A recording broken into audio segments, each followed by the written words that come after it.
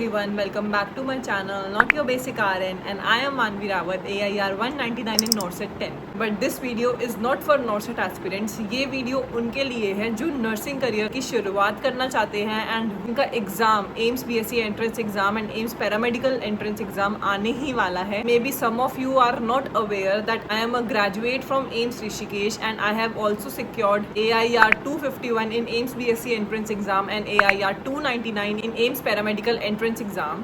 Today I am here to guide you all what you all can do in the last 15 days of your exam preparation. Let's get started. तो first of all अगर हम paper pattern की बात करें तो it is a 2 hour paper जो कि 100 marks का पूछा जाएगा आपसे. 4 सेक्शंस होंगे जिसमें physics, chemistry, biology, English and GK. 1 marks will be given for the correct answer and for each incorrect answer आपकी नेगेटिव मार्किंग होगी 0.33. आपको ध्यान रखना है क्योंकि आपको कोई भी तुक्के नहीं मारने हैं. क्वेश्चन आता है तो ही अटेम्प्ट करनी है क्योंकि ये एक नेगेटिव मार्किंग बेस्ड एग्जाम है. अगर हम BSc नर्सिंग एंट्रेंस एग्जाम की डेट देखें तो एग्जाम 27 जून एंड अभी हमारे पास 2 weeks बचे हैं for revision and to give our best. We have to make the most of these 2 weeks. इस टाइम पे हमारा मेन टारगेट क्या है कि हमें अपने स्कोर को इम्प्रूव करना है, हमें नेगेटिव नहीं होना है, हमें रिवीजन करते रहना है और हमें मॉक टेस्ट देके अपने नेगेटिव को कम करना है. तो अभी हमारे पास 27 जून को हमारा BSc नर्सिंग का एंट्रेंस एग्जाम है. तो अगर मैं उस हिसाब से देखूँ तो अभी हमारे पास 2 weeks हैं.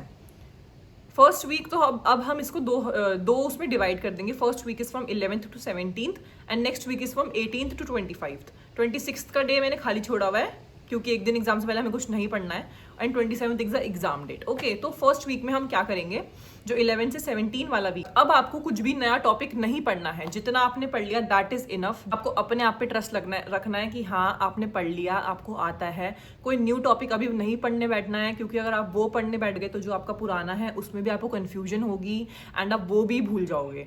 तो कोई नया टॉपिक अभी मत पढ़ना. ये जो फर्स्ट वीक है इसमें आपको क्या करना है, अगर आपने कोई अपने नोट्स बना रखे हैं या फिर अगर आपने कोई कोचिंग ले रखी है ना आपके पास उसके नोट्स है, तो आपको सिर्फ वही नोट्स अपने रिवाइज करने हैं.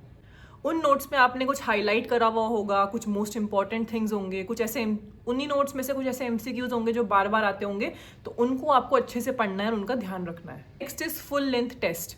इस समय आप फुल लेंथ टेस्ट दे सकते हो एंड देख सकते हो कि आपको कौन सा एरिया है, कि आपको बायोलॉजी कैसा हो रहा है, आपको केमिस्ट्री के कौन से क्वेश्चंस गलत हो रहे हैं, क्या फिजिक्स के फॉर्मूला कैसे आपको लगाने हैं वो आपको समझ में आ रहा है. आपको ये चीज़ें देखनी है एंड टेस्ट करने के बाद उसको एनालाइज करना सबसे ज़्यादा इंपॉर्टेंट है. अगर आपने टेस्ट कर लिया एंड उसको बिना एनालाइज करे आपने बस वो छोड़ दिया, अगले दिन नया टेस्ट कर लिया, तो उस चीज़ का कोई फ़ायदा नहीं होगा. आपको करना है साथ साथ अपने टेस्ट को एनालाइज करने का भी टाइम देना है.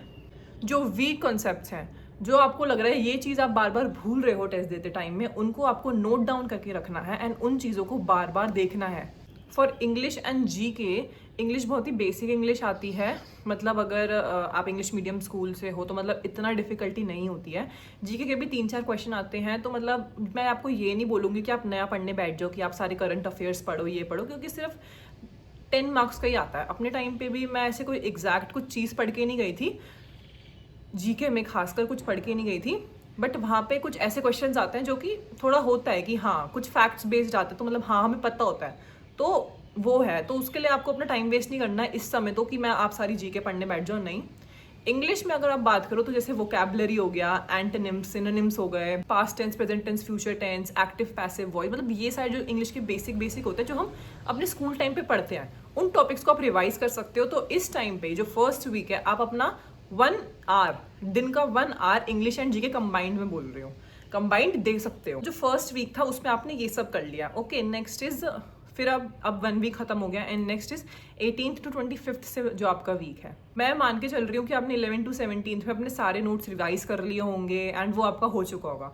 तो अब आपको नेक्स्ट वीक में क्या करना है, NCERT के जितने भी डायग्राम्स हैं उन डायग्राम्स में क्या डिनोट हो रहा है, ठीक है. केमिस्ट्री के जितने रिएक्शंस के नाम हैं, कौन से रिएक्शन से क्या हो रहा है.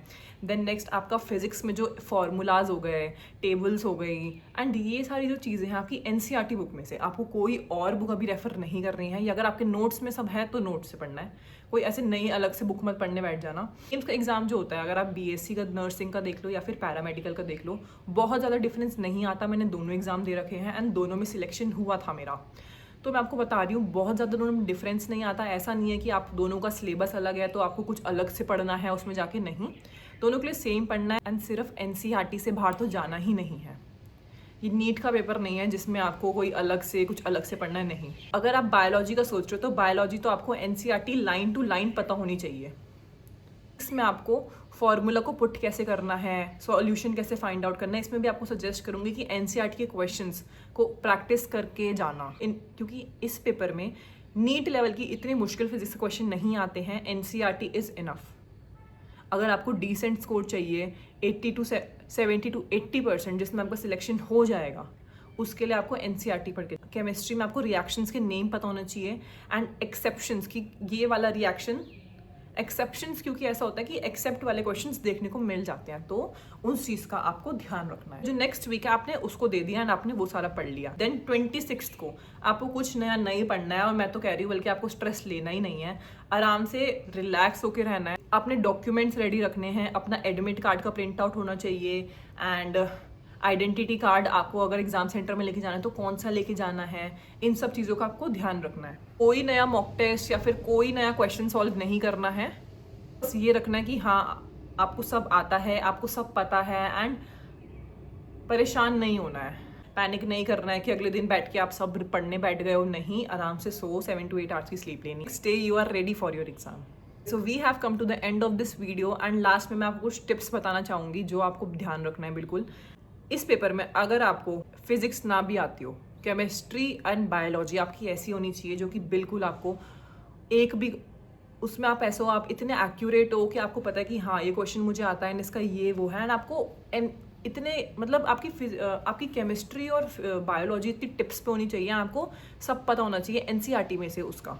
ठीक है, फिजिक्स में तब भी वो उसका बेनिफिट ऑफ डाउट दे रही हूँ फिजिक्स में, क्योंकि मेडिकल स्टूडेंट्स में थोड़ा फिजिक्स को लेके थोड़ा डिसलाइक हो ही जाता है, तो इसलिए। लेकिन बायो और केमिस्ट्री तो आपको आनी चाहिए फॉर सिलेक्शन। अपनी नेगेटिव मार्किंग का ध्यान रखना, ये एक नेगेटिव मार्किंग बेस्ड पेपर है एंड इसमें 0.33 नेगेटिव मार्किंग है। तो आप सोच लो कि एक क्वेश्चन गलत होने पे आपकी रैंक कितनी नीचे आ सकती है, तो उस चीज़ का ध्यान रखना। फालतू में नेगेटिव मत करना, पहले से ही अपने मन में मत बना के जाना कि मुझे इतने क्वेश्चंस अटेम्प्ट करने हैं और मैं इतने करके ही आऊँगी चाहे कुछ भी हो जाए। नहीं, ये उस समय डिसाइड करना होता है कि हमें कितने क्वेश्चंस अटेम्प्ट करने हैं पेपर का लेवल देख के। अगर आपको कोई बोल रहा है कि आपको 80 करनी है तो नहीं, ऐसा नहीं है। नेक्स्ट इस क्वेश्चन को लाइन टू लाइन रीड करना है, जल्दीबाजी मत मचाना। आपके पास 2 आवर्स है 100 मार्क्स के क्वेश्चन के लिए, आराम से करना, कोई जल्दी नहीं है। साइड वाले को देख के अपना वो मत करना, क्योंकि ऐसा होता है ना कंप्यूटर बेस्ड एग्जाम में आपको साइड में जो क्लिक भी कर रहा होगा ना अपने माउस को, उससे भी डिस्ट्रैक्शन हो जाता है, तो आपको चीज़ का ध्यान रखना है। This is for today's video. Keep learning and let me know if you have any doubt regarding the AIIMS BSc Nursing entrance or AIIMS Paramedical entrance exam. Let me know in the comment sections. I would love to help you guys, क्योंकि एक time पे मैं भी इसी situation में थी जब मेरा नीट नहीं हुआ था एंड नेक्स्ट अब मेरे सामने एम्स का एग्ज़ाम था एंड तो मुझे पता है कि मतलब एस्पिरेंट्स को कितनी कन्फ्यूजन होती है, क्योंकि इसको लेके कोई प्रॉपर बताता नहीं है, क्योंकि कुछ पता नहीं होता। एम्स का पेपर कभी बाहर आता नहीं है, तो इसलिए। So I would love to help you all. Thank you for watching.